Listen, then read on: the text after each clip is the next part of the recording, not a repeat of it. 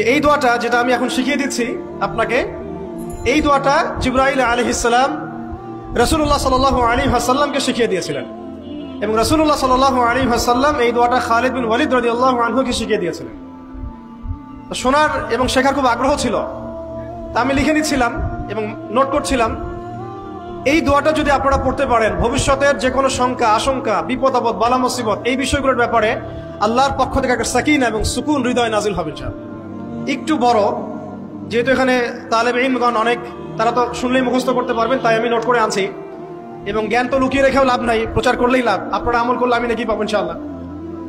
তো এই দোয়াটা হচ্ছে আউযু বিকালিমাতিল্লাহি তাম্মাতিল্লাতি লা ইউজাবিজুহুন্না বাররুন ওয়ালা ফাজির মিন শাররি মা খালাকা ওয়া যারআ ওয়া বারআ ওয়া মিন শাররি মা ইয়ানজিলু মিনাস সামাই ওয়া মা ইয়া'রুজু ফিহা ওয়া মিন শাররি মা যারআ ফিল আরদি ওয়া মা ইয়াখরুজু মিনহা ওয়া মিন শাররি ফিতানিল লাইলি ওয়ান নাহার ওয়া মিন শাররি তাওয়ারিকিল লাইল ইল্লা তাওয়ারিকা ইয়াতরুকু বিখাইরিন ইয়া রাহমান।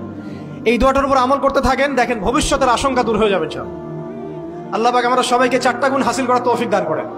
এইগুলো লম্বা কথা বলা যায়, আমি সংক্ষিপ্ত করে বললাম যে আল্লাহ পাক আমাদেরকে জীবনের উদ্দেশ্যটাকে ফিক্স করার তৌফিক দান করেন, যে আমরা পৃথিবীতে এসেছি আল্লাহর ইবাদত করতে এবং তার দিন কায়েম করতে। এবং এই মিশনে আমাদের প্রথম দরকার হচ্ছে দ্বীনি ইলম অর্জন করা, এবং এটা একটা লম্বা সিলসিলা, এই ব্যাপারে তাড়াহুড়ো না করা। এবং 3 নাম্বার, বুজুর্গ ওলামা ইকরামদের সোহবতে থেকে দ্বীনের জ্ঞান হাসিল করা। এতে করে জ্ঞানের সাথে সাথে আধ্যাত্মিকত্ব হাসিল হবে ইনশাআল্লাহ।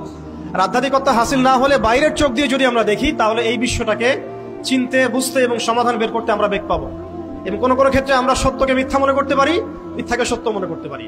আল্লাহ পাক আমাদের খিদির আলাইহিস সালামের দৃষ্টিভঙ্গি দান করেন, আমিন।